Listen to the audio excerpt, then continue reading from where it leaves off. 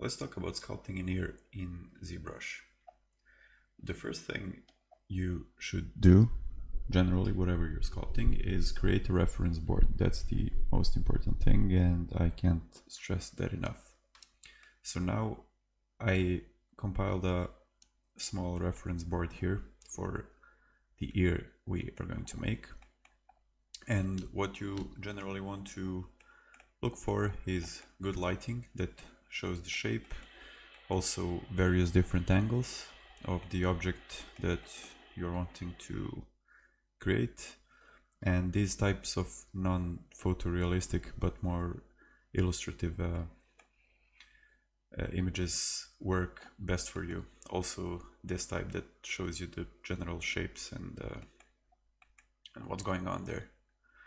So once you have a few of those, you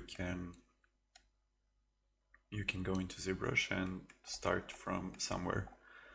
The way I would go about doing this is starting from a sphere.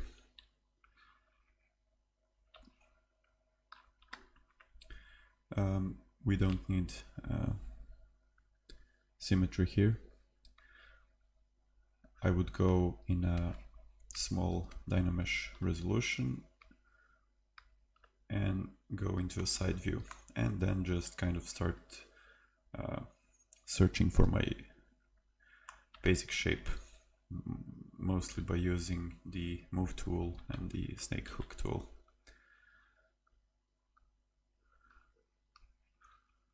So the first thing that we notice when we start analyzing an ear is that it has this,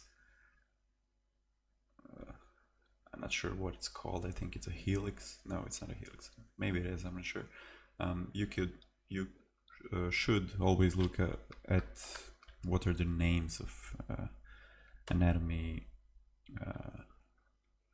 parts of the thing you're creating, because it makes you remember it more easily. So we have that overall round shape. It's strong and very tight. So I'm trying to find that first. The way I'm doing this is I'm sculpting the ear separately from the head, and then later merge it with the head. So now what's going on? We should have some meat here, so we can carve into here now. If you notice that you don't have enough resolution, you can always increase it a bit, but not too much. You need to work on as a low resolution as possible, because it allows for bigger and easier changes in your form.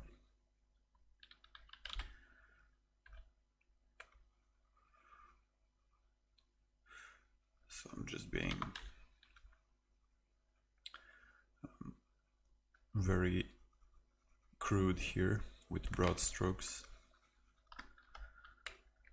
using a combination of move, Dem standard, and clay buildup to carve out the general shape.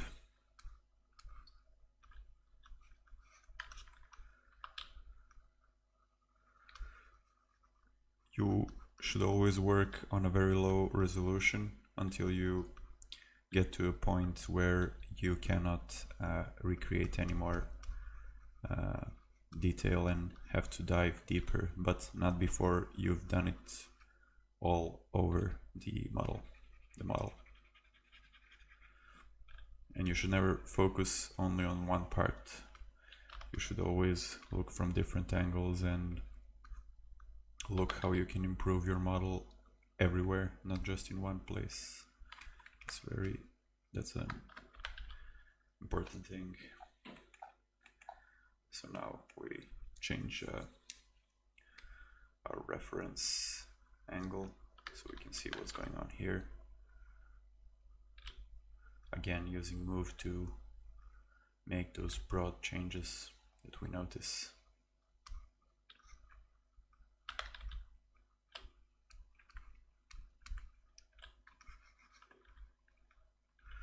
When you use the smooth brush, never use it to smooth out the form so it looks smooth or finished to you. Only use it to even out the polygons.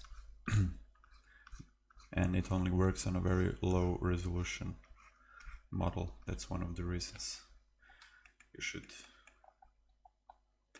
keep it as low as possible for as long as you can.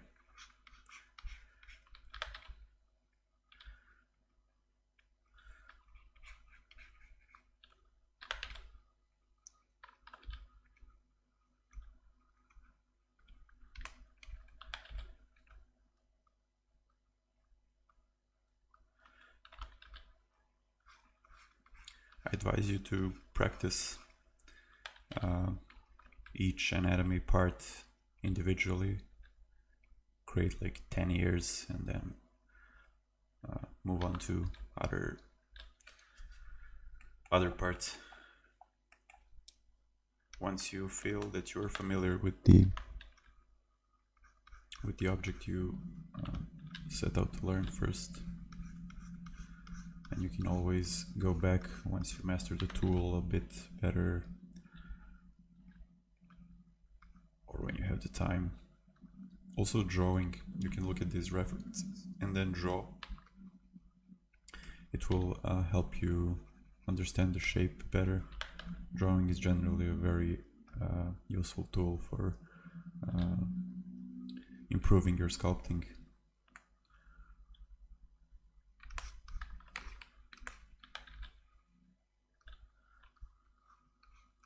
Again, we are still in the very crude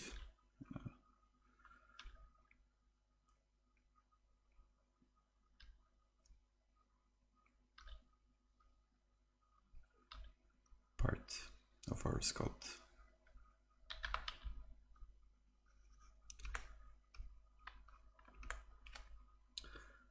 Let's add another sphere so we can use it as a head reference.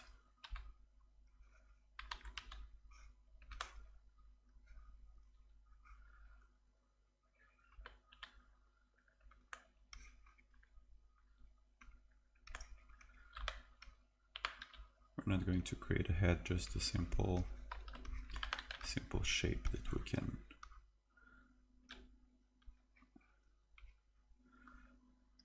imagine more easily.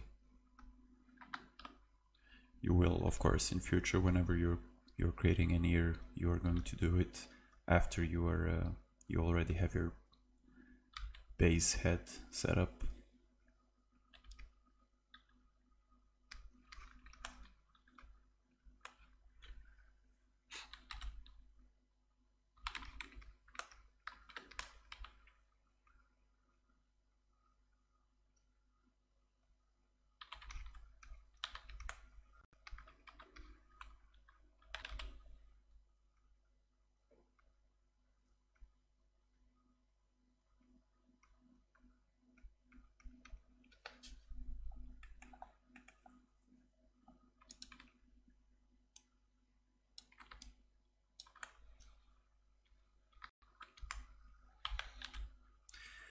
And of course, each reference is going to be varied, because there is no gold standard in evolution. What's a perfect ear? There's only a general way an ear develops itself, and there are only major components that are persistent, but everything else is very subjective and different from an ear to an ear. Even on the same individual, both ears aren't the same. There are no two same things. That's why working with symmetry is not always the best, and you always in the end have to return and break up the form a bit, because nothing is perfectly symmetrical. in nature, only tends to be.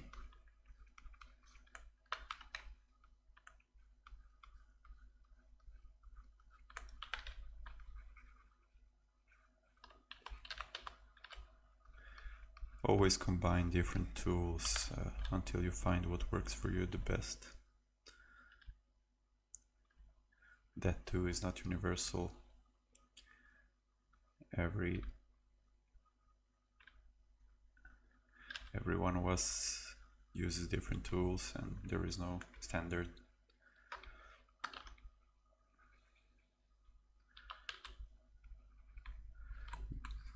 There are probably 15 different ways to do what I'm doing now.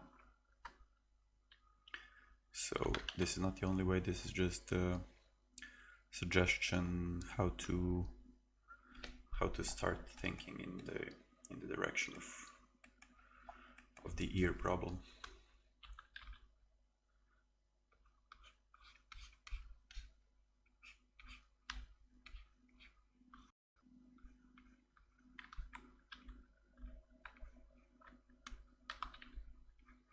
If you notice that your shapes are wobbly, like you can see here, it means that you're probably working in a resolution a bit bigger than you should. Form should always be as tight as possible. Whenever you see some form flowing or being wavy, it means that you are not fully in control of your model, which only escalates as a problem as you go into more detail. So whenever you see some shape is not tight and strong, it means that you increase your resolution before you should have.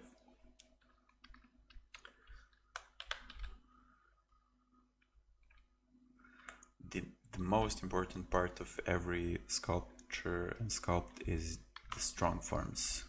What is it that keeps it grounded and strong and powerful? The breakups and more lyrical aspects of a visual piece are secondary, and they're there as a fluff and as a decoration more than what makes it great and powerful.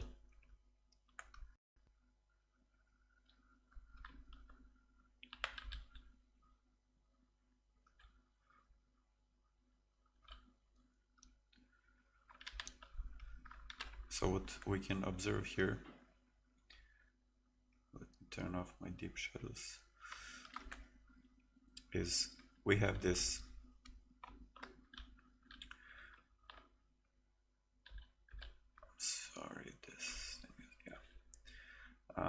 we have this shape here. It's like two like a small fork that bends. We have it here, and it bends all the way down to our earlobe, which is a pretty amorph part, because it's basically just piece of skin there. There is no muscle in it, nor bone or anything.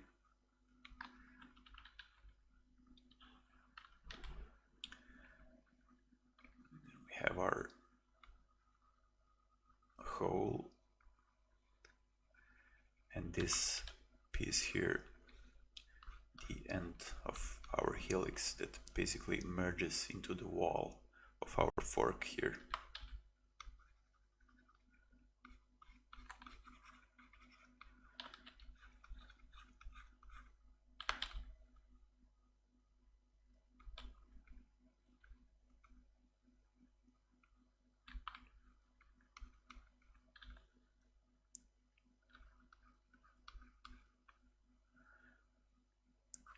Again, you'll see a lot of variation.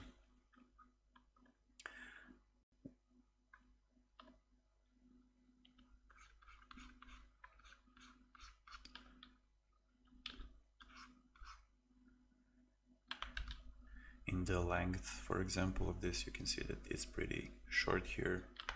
Here our indent is a bit longer. Let's shorten it to make it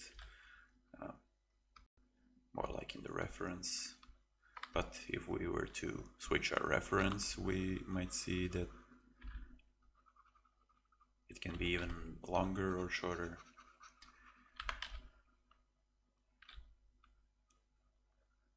That's the only issue when you are looking at a lot of references by using PureRef, like I'm doing here. But when you, for example, sculpt a real world from a real world reference, for example, a human model, you can study that exact piece of anatomy more closely and try to replicate it more precisely.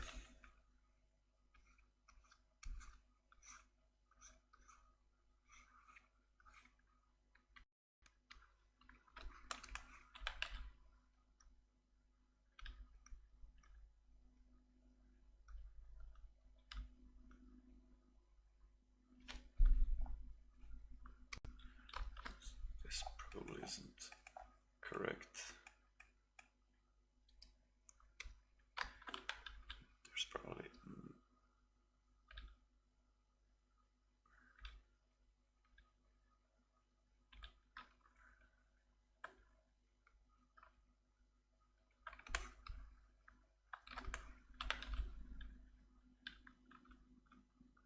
also, don't be afraid to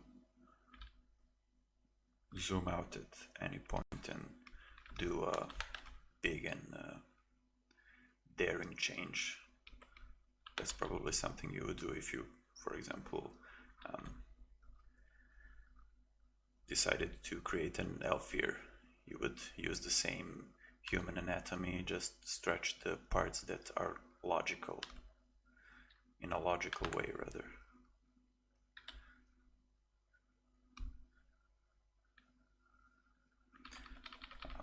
That goes when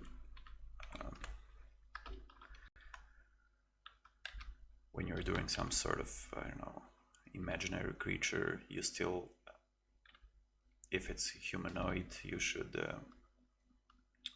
always have the human anatomy in mind before starting to improvise, because the general rules always apply to make things appear believable.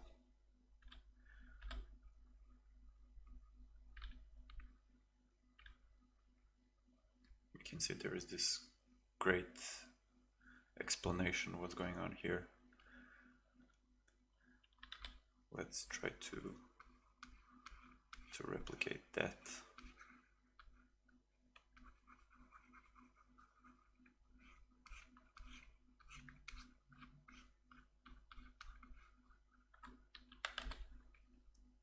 What we need now is a bit more resolution, not a lot.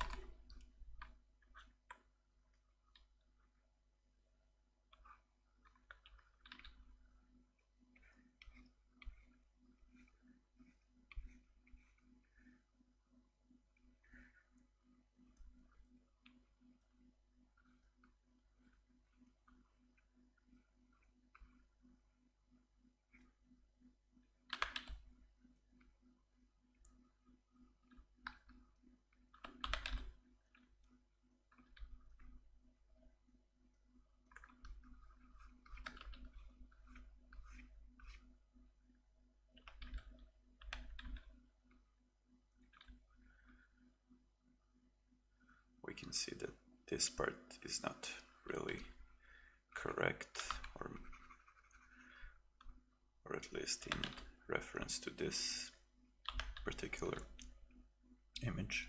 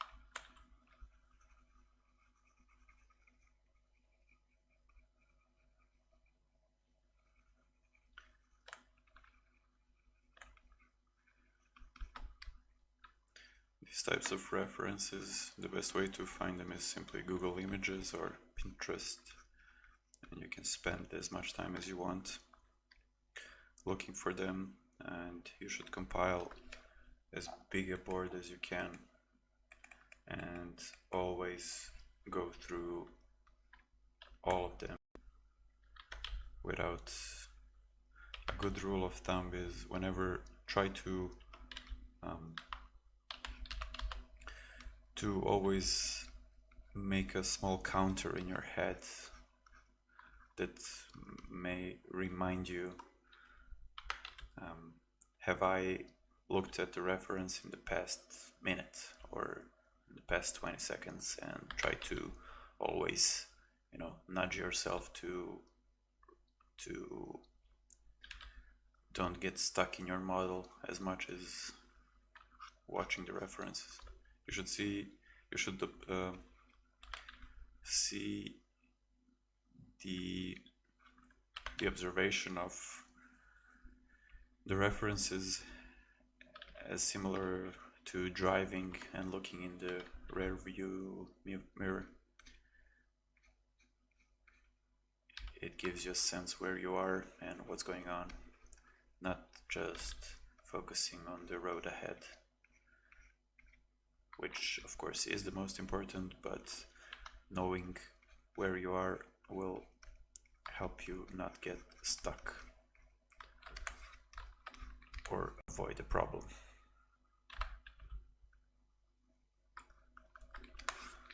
Also, always distance yourself to be able to observe things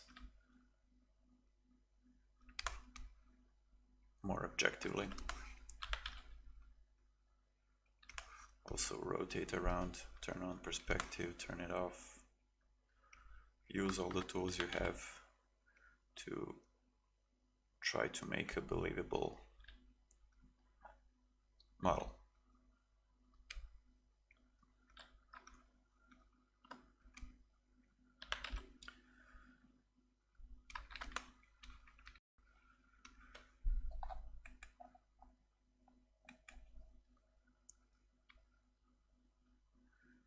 This topology here is a good reference as well.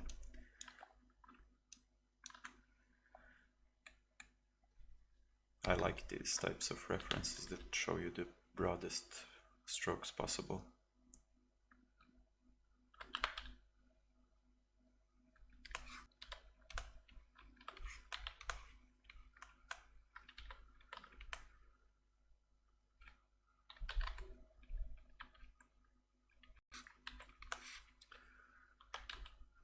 When you're on a bit higher resolution in Dynamesh, for example, 24, which isn't high, but in this particular case it may be, you might want to decrease it to see where you are.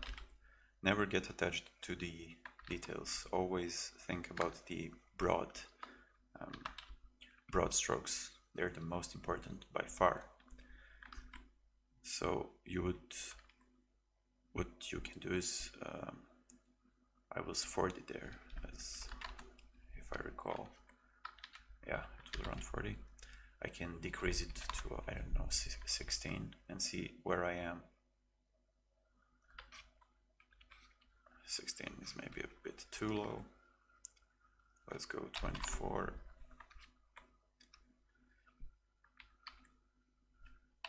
30. Yeah. So it gives you a great feel where you are with the shape, and then you can use the move tool to shape it into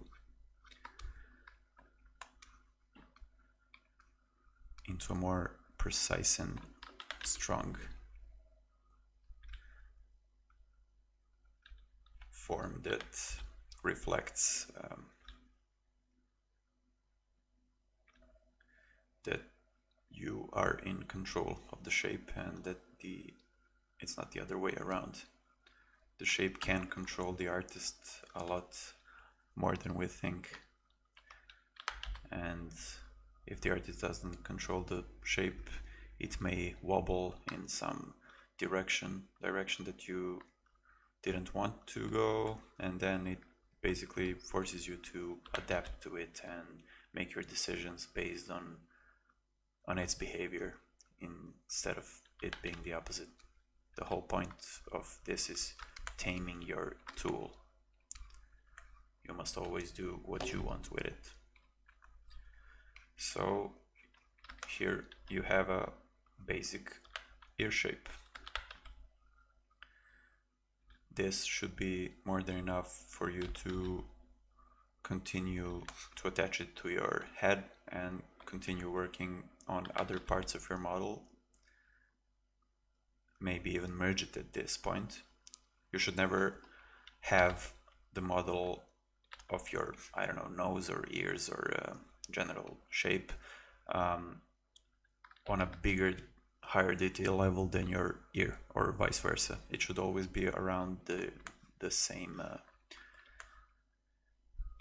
detail level, because then you can